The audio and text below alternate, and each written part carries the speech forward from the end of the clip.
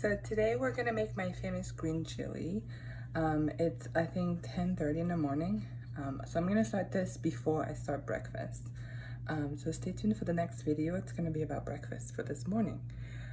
So let's get started. So these are my main ingredients. So the most important thing is the pork. You wanna find an organic brand if you can, but otherwise the cut is called either pork butt or pork shoulder. I think pork butt is funnier. So last night I seasoned it with black pepper, salt, and garlic and onion powder.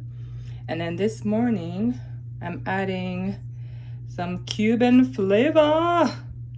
I just like this blend. And then for veggies we have my boyfriend loves it super spicy, so we have habanero peppers, jalapeno peppers, rainbow bell peppers. Those are so pretty. It's like red, orange, and yellow mixed together. Super cute bell pepper. And then we have red onions.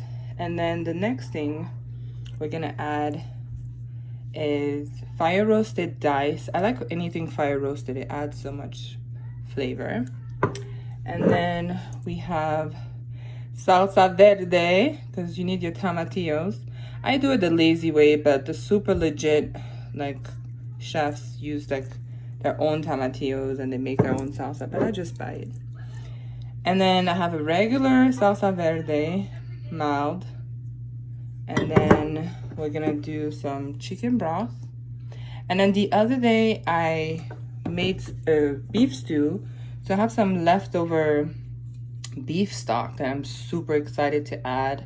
I think it's gonna add like another layer of flavor, and I'm all about flavors. This is another seasoning that if you're able to find at your local grocery store, you must get. It goes well with everything. I grew up with this in my country actually. They put this almost on everything. It tastes so good. It really adds another layer of flavor.